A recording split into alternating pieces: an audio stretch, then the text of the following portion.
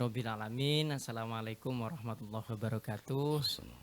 Syukron kasir, alhamdulillah. Semoga kita sehat semua. Kali ini kita bertemu lagi untuk acara podcast kedua dari KKN 28 dari Universitas Yudarta Pasuruan. Assalamualaikum warahmatullahi wabarakatuh. Assalamualaikum warahmatullahi wabarakatuh. Kabar hari Alhamdulillah ini kita baik, bertemu alhamdulillah. lagi. Sampean sehat ya? Alhamdulillah, ya, ya. Sehat terus insyaallah. Untuk tema kali ini adalah pendidikan berkualitas yang akan langsung dijelaskan oleh beliau bagaimana sih pendidikan itu. Mari kita simak kawan-kawan. Oke, yang pertama Kiai, Iya. ini pertanyaannya adalah bagaimana sih pendidikan berkualitas menurut Kiai itu bagaimana gitu. Monggo Kiai. Bismillah, alhamdulillah, wassalatu wassalamu ala rasulillah Sayyidina Maulana Muhammad ibni Abdullah, la hawla wa la quwata illa billah, ma ba'du. Alhamdulillah, di pagi hari ini yang penuh kecerahan dan keceriaan insyaallah kita bisa bertemu dan bisa menambah ilmu insyaallah. Dengan ilmu kita akan semakin kenal kepada diri kita, kenal kepada Tuhan kita, sehingga kita semakin mempunyai rasa takut kepada Allah Subhanahu wa taala. Teringat satu hadis Rasulullah sallallahu alaihi wasallam bersabda, "Idza ata alayya yaumun la asdadu fihi ilman yuqarribuni ila Allah tabaraka wa taala, fala burika li fi tulu'i syamsi dzalikal yaum." Jika aku di esok hari dapat melihat matahari terbit dari timur, namun di hari itu aku tidak bisa menambah ilmu yang dapat mendekatkan diriku kepada Allah Subhanahu wa taala, fala burika li fi tulu'i syamsi dzalikal yaum. Maka di hari itu aku tidak mendapatkan keberkahan daripada ilmu. Masya Allah. Alhamdulillah di pagi ini kita bisa menambah ilmu, bisa saling tukar pendapat dan pikiran. Berarti insyaallah ini adalah pertanda akan mendapatkan keberkahan insyaallah.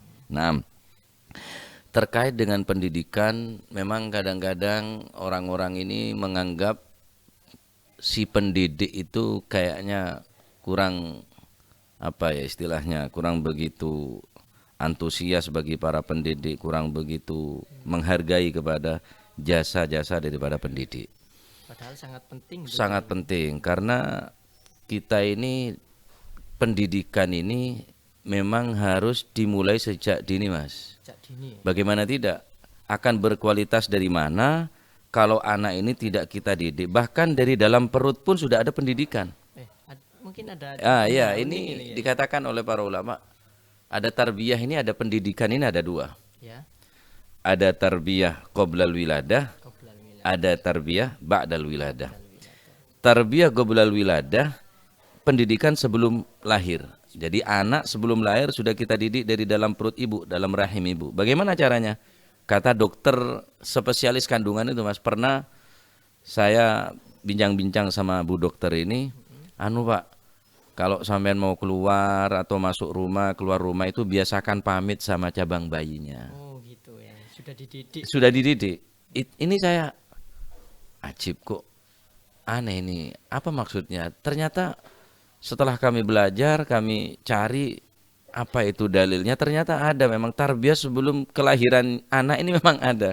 Jadi dibiasakan itu dibaca sholawat, ya dibiasakan baca bismillah atau apapun yang di situ ada pendidikan. Nah, ini pendidikan sebelum kelahiran. Kalau dari dalam perut ibu ini si anak tadi itu sudah terlatih dengan pendidikan, karena bagaimanapun juga ini akan ada setrum ini, Mas.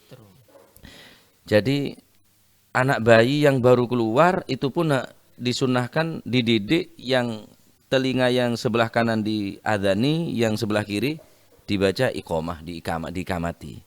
Padahal bayi tidak mungkin dengar, enggak, apalagi paham. Dengar pun tidak, tapi ini adalah bentuk tarbiyah dari seorang bapak untuk anak. Sebelum kelahirannya sudah dididik, lahirnya apalagi. Jadi kalau kita mau mempunyai anak yang terdidik dengan cara yang baik, ya harus kita mulai dari sedini mungkin. Tidak bisa langsung instan begitu, langsung kemudian anak menjadi pintar, anak menjadi, tidak bisa. Laisal mar'u yuladu aliman. Jadi untuk pendidikan ini orang tua juga mempengaruhi. Sangat berpengaruh. Bagaimana mungkin sekarang orang-orang yang mendidik di madrasah atau di pondok atau di tempat-tempat pendidikan yang lain atau di SD dimanapun, Tapi ternyata orang tuanya dia tidak memperdulikan apa yang akan merusak kependidikan ini. Ini sama dengan halnya orang membangun satu bangunan tetapi mereka yang merusak, bahkan orang tuanya sendiri. Oh gitu Kiai. Mestinya orang ini kalau mendidik anak sama dengan orang membangun, ada tukangnya, ada orang yang kuli istilahnya yang membantu di dalam pembangunan. Kita bagaimana merawat bangunan ini? Jangan sampai ada orang membangun tetapi yang lainnya merusak. Tidak mungkin jadi ini bangunan pendidikan ini. Dikatakan mata yablughul bunyanu yauman tamamahu idza kunta tabnihi wa ghairuka yahdimuhu. Bagaimana mungkin satu bangunan akan menjadi kokoh, akan selesai sementara kamu membangun tetapi yang lainnya ini merusak. Merusak. Ya. Lau kana alfu banin wa khalfahu hadimun lakafa. Andai kata ada orang membangun 1000 orang yang merusak 1 orang, lakafa, cukup itu sudah. Jadi untuk merusak tidak perlu orang banyak, 1 orang cukup, Orang Mas. cukup. Kan begitu. Padahal membangunnya sangat sulit. ya, Sangat Kiai. sulit, itu pun banyak orang, 1000 orang. Iya. Sekarang kalau kita balik, fa kaifa idza kana banin 1 orang yang membangun wa khalfahu alfu hadimi. Yang membangun 1 orang yang merusak 1000 orang. Lawang yang membangun 1000 orang yang 1 orang merusak itu sudah cukup. Nah sekarang kita ini sudah diracuni dengan sembarang sudah. Sangat. Mereka sudah merusak pendidikan ini dengan macam-macam cara. Maaf, semua yang ada ini pada anak-anak kita ini rata-rata sudah merusak. Gurunya yang membangun, orang tuanya yang kadang-kadang di sekitarnya juga tidak mendukung. Oleh karena Pendidikan yang berkualitas juga, lingkungan juga salah satu lingkungan juga berpengaruh, orang tua juga pengaruh. Jangan salahkan si pendidik saja. Iya. Kalau kita mau berkualitas, ya kita harus bantu mereka yang sing pendidik ini, gitu loh. Jadi bagaimana kiranya kita bersinergi, saling membangun, sehingga kalau mereka sudah betul-betul ada keinginan yang besar untuk menjadikan anak tadi itu berkualitas pendidikannya. Lah kalau sekarang maaf, hanya tulisannya saja pendidikan berkualitas, tapi jangan-jangan kualitasnya tidak ada, cuma kuantitas nanti. Kuantitas, Nah, ya, ini yang sebagai kita tulisan khawatirkan. saja, ya. Iya, hanya kalau tulisan ya percuma, Mas. Iya, ini sebagai mukobalah Kiai. Iya. Nah, dulu Kiai dididik oleh orang tua panjenengan itu mungkin tegas atau bagaimana Kiai supaya untuk menjadikan pendidikan ini berkualitas gitu. Iya. Alhamdulillah al-fakir dengan berkah orang tua dididik seperti ini, alhamdulillah. Memang dulu saya Keras enggak Kiai itu? keras luar biasa. Bahkan saya merasa aku ini anak angkat apa? Anak abah apa dudu. Saking kerengnya abah saya itu. Jadi saya itu kalau pulang bukan waktunya pulang dari sekolah. Marahnya luar biasa abah ini. Kalau saya sama mama sholat gitu, pulang ke rumah bukan hanya ditanyakan sholat, wis sholat apa urung? Sampun sholat, sudah sholat. Imami sopo? Ustadz Fulan bin Fulan. Rokat pertama apa yang dibaca? Wih, Rokat kedua apa yang dibaca? Terus di samping kamu siapa mereka? Ditanya itu, ustadznya dipanggil. Betul, kamu yang imami? Iya, surat pertama. Jadi tidak mau kecolongan orang tua saya. Jadi, nah ini luar biasa. Jadi kalau sekarang kan enggak. Jadi mereka lebih kasihan, baru tidur. kadang bahkan pendidikan di pesantren ya, ini ada yang orang tuanya itu wah ini malah geleyem, kalau di alam itu malah geleyem. Jadi ini keras atau tidak pendidikan dari orang tua maupun dari guru itu juga pengaruh. Iya betul. Jadi keras tapi tegas, Mas. Tegas maksudnya, tegas. Iya, keras dan tegas. Jadi memang di dalam mendidik itu kita harus betul-betul sebagaimana dokter. Dokter itu kalau melihat pasien ini hanya cukup dengan obat jalan, ya obat jalan. Ada yang harus membutuhkan obat yang lebih intensif, rawat inap misalnya. Itu harus kita rawat inap di IGD. Ada yang tidak mampu, sudah amputasi ini sudah. Jadi mereka memotong bagian dari tubuh kita karena kena penyakit ini, mereka bukan karena jahat. Dokter ini bukan karena sadis, bukan karena bengis. Mereka memotong bagian tubuh yang kena penyakit daripada kita, justru ini bentuk kasih sayang para dokter itu. Demi keamanan. Demi keamanan, kesehatan. Nah, juga orang tua ataupun seorang pendidik yang menginginkan berkualitas betul, ya harus seperti dokter. Oh, penyakitnya anak ini lumayan berat, penyakitnya anak ini cukup. Ada memang kan akal manusia ini kan tidak sama, Mas. Iya, betul. Jadi ada yang 1 kali diajari langsung ngerti, ada yang 2 kali, ada mungkin sama sekali tidak ngerti. Nah, itu metodenya jenengan untuk memberikan pemahaman kepada santri jenengan untuk mendidik bagaimana? Yaitu dengan cara dengan penuh kesabaran. Masya Allah. Dengan penuh kesabaran. Jadi seorang pendidik memang dituntut bagaimana. Memang di sini apa namanya, Mas? Kalau bertepuk sebelah tangan sih kayaknya sulit untuk meraih pendidikan yang berkualitas. Jadi sama-sama si orang tua, wali murid, juga lingkungan, juga keadaan sangat berpengaruh dan butuh ketelatenan, kesabaran dan kesungguh-sungguhan daripada si pendidik. Kira-kira ini Kiai, kita penasaran. Kira-kira kalau dididik langsung oleh anaknya Kiai itu enak apa enggak ya Kiai? Justru Abah itu kalau mendidik sama anak-anaknya enggak dialem oleh Gus, kalau sekarang dipanggil Gus. Justru Abah itu kayaknya lebih keras sama anaknya daripada sama anak orang lain. Lebih menjaga betul karena bagaimanapun juga kita dituntut harus mewakili dan meneruskan orang tua. Ya, jadi kalau mau tidak mau ya. Terima kasih atas waktunya Kiai. Ya. Ini ternyata sudah waktunya ternyata. Yes. Ini singkat-singkat saja. Iya. Untuk harapan selanjutnya Kiai untuk terkait pendidikan berkualitas khususnya di Pajaran ya. Iya. Umumnya untuk semuanya, untuk kita juga ya. Harapannya jenengan untuk meningkatkan pendidikan berkualitas itu seperti apa mungkin harapannya? Ya, di sini kita perlu memompa semangat belajar, memompa guru-guru agar semangat terus mengajar, untuk anak-anak semangat belajar. Bagaimana kita caranya memompa mereka? Ini tantangan bagi kita dan pekerjaan PR bagi kita. Bagaimana kita berusaha memompa anak-anak kita untuk belajar dan memompa pengajar untuk menjadi pengajar yang betul-betul ikhlas. Karena Al-Habib Ali Al-Habasyi pernah mengatakan, "Masyi yasuru qalban Nabi sallallahu alaihi wasallam mithla nashril ilmi wa tablighihi wal amalu bih." Tidak ada sesuatu yang lebih membahagiakan kepada hati Nabi melebihi orang yang mengajarkan ilmu, nashrul ilmi, menjadi pendidik atau pengajar dan mengamalkan. Di sini sebelum kita mengajarkan orang lain, terlebih dahulu kita harus mengamalkan ilmu. Iya, itu pengaruh bagi anak-anak didik kita, anak-anak pelajar kita. Jadi apa yang kita sampaikan mestinya kita sudah mengamalkan. Maka itu iya. Jadi itu lebih membekas kepada hati murid, lebih masuk ke dalam hati murid karena ucapan yang dari hati akan masuk ke hati. Kalau ucapan tadi itu hanya keluar dari lisan, maka tidak masuk kecuali hanya lewat telinga. Jadi yang kalau dari hati mereka, saya kira berkualitas itu bukan karena peralatannya yang canggih, kemudian karena tempat yang strategis, tempat yang memadai, bukan. Naam, itu juga dibutuhkan, akan tetapi jauh lebih dibutuhkan lagi bukan hanya sekedar fasilitas, tapi pompa belajar dan mengajar ini agar terwujud pendidikan yang berkualitas. Insya Allah dengan kita berusaha, tidak ada jalan kecuali insya Allah diberikan kemudahan oleh Allah Subhanahu Wa Taala.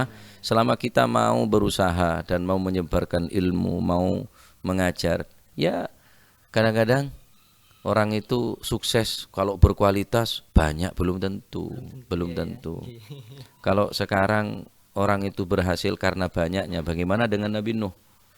Nabi Nuh 900 tahun hanya berhasil mampu mengajari umatnya ini hanya 9 orang. Berarti Nabi Nuh tidak berhasil. Kalau kita hanya mengukur keberhasilan, kesuksesan, kualitas pendidikan itu dari banyaknya, bukan. Justru kalau saya semakin banyak itu semakin ribet. Iya, kan tidak bisa. Kalau sekarang yang ngaji 3 orang, 4 orang, ini kan lebih telaten, maju satu-satu. Kalau ribuan, Kon paham ndak paham yo lewat saja biar sudah. Emang gue pikirin. Jadi semakin sedikit sebetulnya itu lebih apa menyatu sama santri. Jadi kita jangan terpancing. Berkualitas itu bukan karena tempat yang mewah, bukan karena alat yang canggih yang lengkap, tapi kita lihat mereka yang keluar dari tempat itu seperti apa. Karena satu orang saja yang berhasil, insya Allah yang lain berhasil. Tapi kalau dari tempat itu keluar masuknya sama, dia sebelum masuk, keluar setelah masuk tetap sama, ya berarti pabriknya seperti itu sudah. Kapas masuk jadi kapas, keluar dari softtek. Ya. Ya, karena pabrik seperti itu sudah. Kalau kapas masuk ke pabrik, diolah jadi kain, manfaat. Jadi pabriknya biasa, sederhana, tapi berkualitas. Nah, inilah iya. Ya, ini bagaimana kita pandai-pandainya kita, pintar-pintarnya kita, jangan hanya kita tertarik dengan apa namanya bangunan atau dari yang paling terpenting ini bagaimana kita lihat dulu bagaimana adabnya, bagaimana orang-orang sekitarnya, bagaimana itu juga akan apa namanya akan semakin memudahkan orang tua untuk meraih kualitas daripada pendidikan yang berkualitas tersebut, insya Allah. Kadang pendidikan juga akan menjebak si pelajar ya. Iya, ya Bang. Juga ya. Maksudnya? Mungkin kalau pendidikan itu juga menjebak kita kan ada tes-tesane ngoten ya, atau gimana ya? Kalau itu kan seperti tes gitu, itu kan sudah menjadi keputusan atau syarat-syarat daripada apa tempat pondok atau pendidikan yang lain. Kira-kira kan di fakultas-fakultas di Yudarta juga ada itu tes-tesnya. Sama. Ya, itu bagus sebetulnya. Tapi lebih berat ujian kehidupan kayak gitu. Itu. Ilmu ini ndak nyentel kena kehidupan. Kadang-kadang orang yang ndak ini ya namanya kita usaha kita usaha dengan ilmu itu insya Allah sudah ada jaminan insya Allah.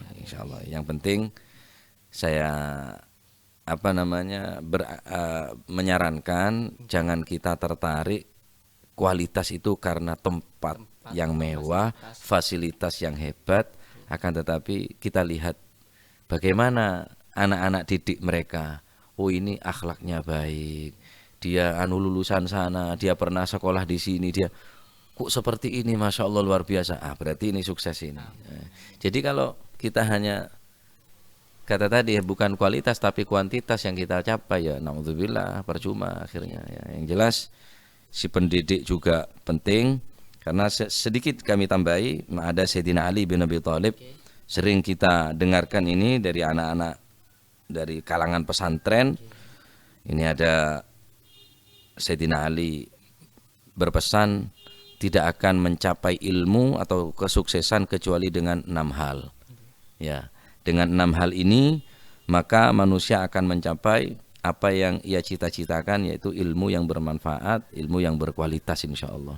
Yang pertama yaitu dzakaun, kecerdasan. Jadi seorang guru ketika dia menjumpai anak yang cerdas itu lebih mengajarnya lebih serius, lebih semangat. Karena apa? Karena ini harapan kita. Jadi yang sing ndak pati pinter kok dimik iki wis ndak ada tanda-tanda jadi ulama ini. Atau sekarang pinter cuma minteri, iki lek dadi kiai minteri iki. Dudu cuma pinter tapi minteri, ini bahaya. Ini harus lebih berhati-hati. Iya, tambah ndak karu-karuan.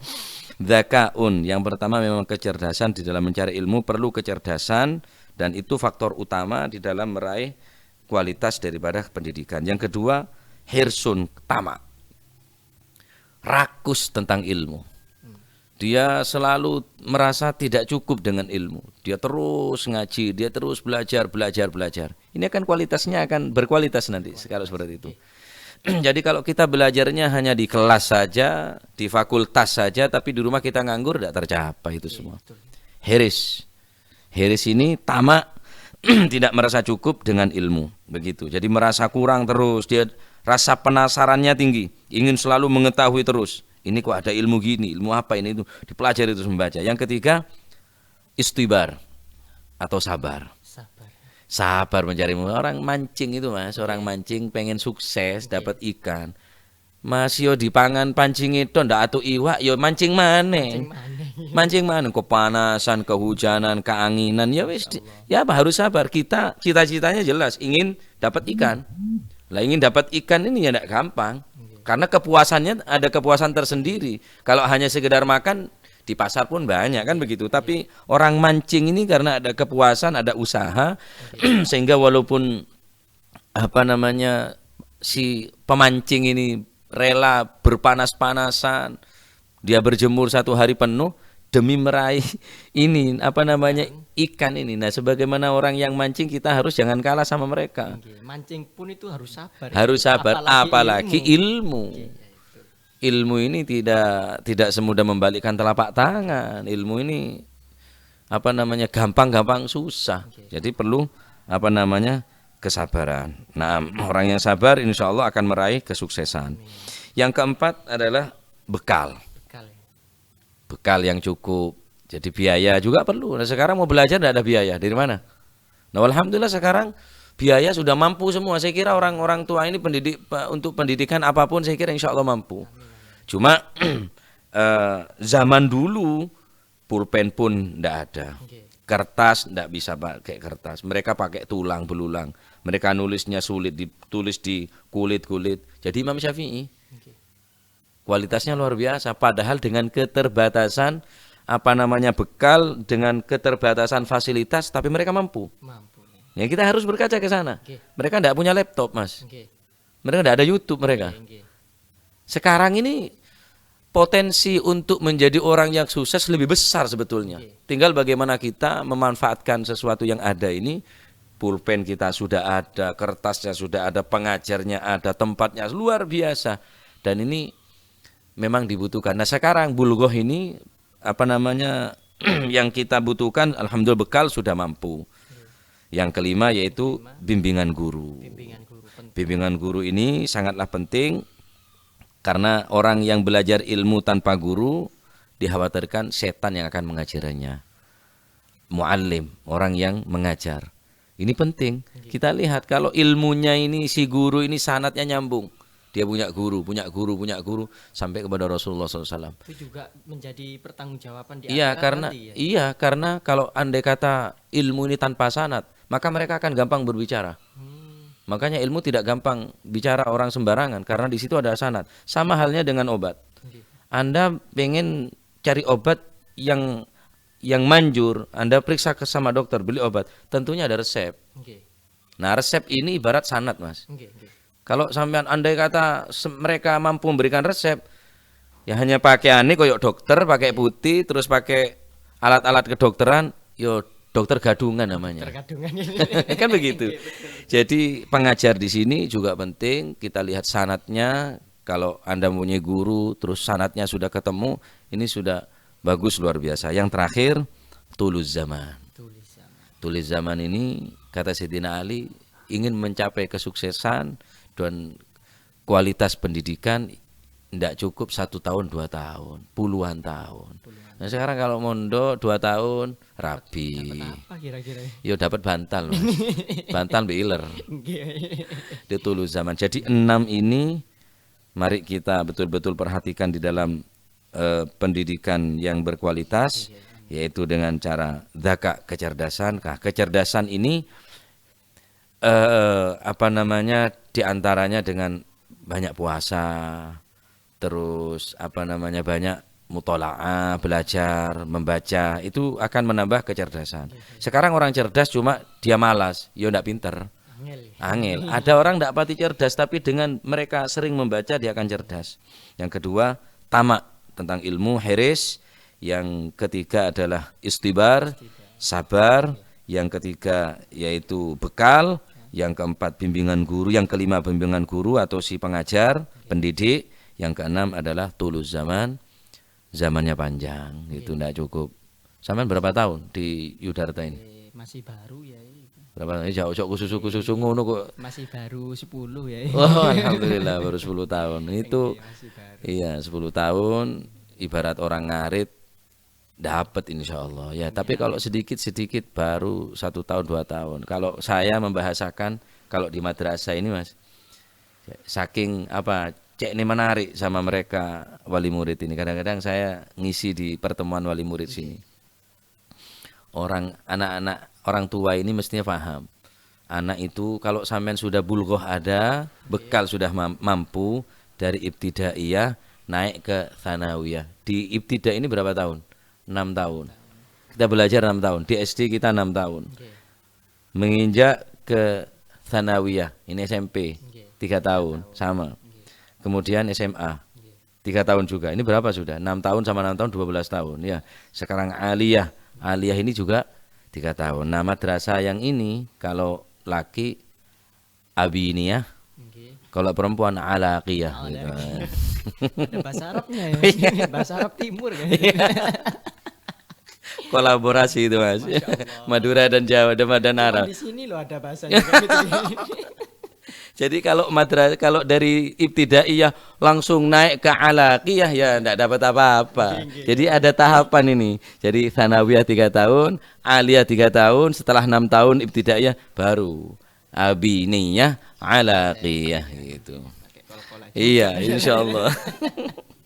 Ya, terima kasih atas Marhaba. waktunya, Sama-sama mudah-mudahan Kita doakan insyaallah. bersama Kiai Muhibbullah bin Khalil supaya sehat selalu dan bisa memberikan pendidikan yang baik dan sabar selalu. Jadi closing statement, pendidikan adalah pendidikan itu sangat penting, baik sebelum kita lahir di dalam kandungan maupun setelahnya sampai mati pun itu kita juga perlu terkait pendidikan masih dibimbing. Syukron katsir. Sama-sama. Assalamualaikum warahmatullahi wabarakatuh. Assalamualaikum warahmatullahi wabarakatuh. Alhamdulillah.